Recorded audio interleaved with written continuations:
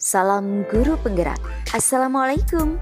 Perkenalkan, nama saya Ribut Ari Budiarti, calon guru penggerak angkatan 7 dari Kabupaten Banjarnegara. Kali ini, saya akan memaparkan tentang kesimpulan dan refleksi saya terhadap pemikiran Ki Hajar Dewantoro Modul 1.1. Ki Hajar Dewantoro membedakan kata pendidikan dan pengajaran dalam memahami arti dan tujuan pendidikan.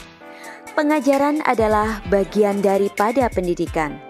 Pengajaran merupakan proses pendidikan dalam memberikan ilmu atau berfaedah untuk kecakapan hidup anak secara lahir dan batin. Sedangkan pendidikan memberikan tuntunan terhadap segala kekuatan kodrat yang dimiliki anak agar ia mampu mencapai keselamatan dan kebahagiaan yang setinggi-tingginya, baik sebagai seorang manusia maupun sebagai anggota masyarakat. Adapun kesimpulan dari pemikiran Ki Hajar Dewantoro adalah: yang pertama, tentang semboyan pendidikan Ki Hajar Dewantoro yang sudah tidak asing lagi. Pertama, Ingarso Sung Tulodo. Di depan kita memberikan teladan.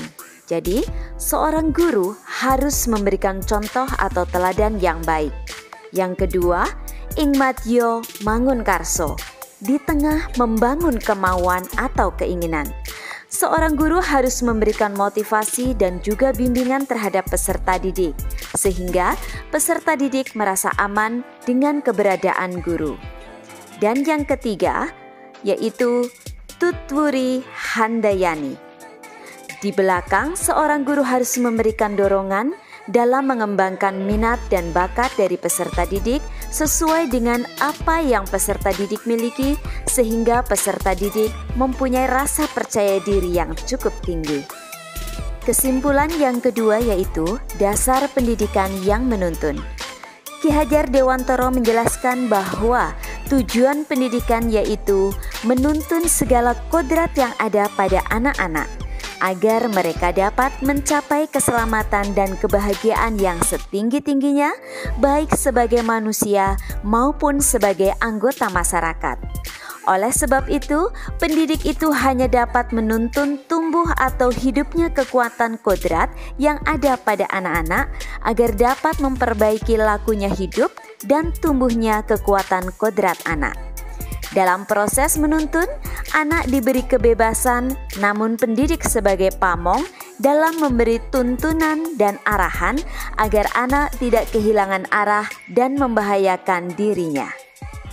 Yang ketiga adalah karakter siswa dibangun sesuai dengan kodrat alam dan kodrat zaman. Ki Hajar Dewantoro menegaskan bahwa didiklah anak-anak dengan cara yang sesuai dengan tuntutan alam dan zamannya sendiri. Artinya, cara belajar dan interaksi murid abad ke-21 tentu sangat berbeda dengan para murid di pertengahan dan akhir abad ke-20. Demikian pula dengan zaman yang terus berkembang dinamis mempengaruhi cara pendidik menuntun para murid. Dan yang keempat yaitu budi pekerti atau watak.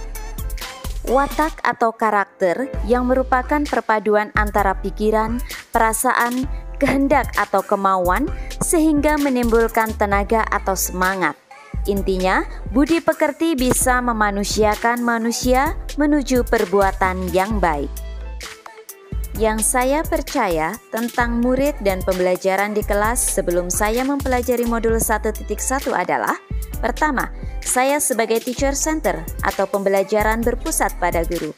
2. Menciptakan suasana kelas yang tertib, tenang, dan fokus pada pembelajaran. 3. Ketercapaian pembelajaran pada materi dan ketuntasan minimal menjadi pokok utama dalam mengajar. Yang keempat, karakteristik anak kurang dikenali. Dan yang terakhir, keaktifan siswa dalam pelajaran masih sangat kurang. Yang berubah dari saya setelah mempelajari modul 1.1 adalah: pertama, siswa sebagai subjek pembelajaran. Siswa diberi kesempatan yang luas untuk mengemukakan ide, berkreativitas, dan berinteraksi dengan lingkungan demi belajar pengalaman baru.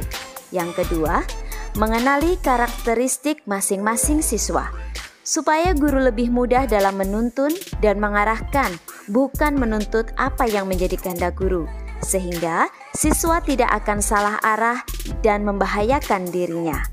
Yang ketiga, menciptakan pembelajaran yang menyenangkan, membuat mereka nyaman sehingga mereka merasa tidak terbebani dalam belajar.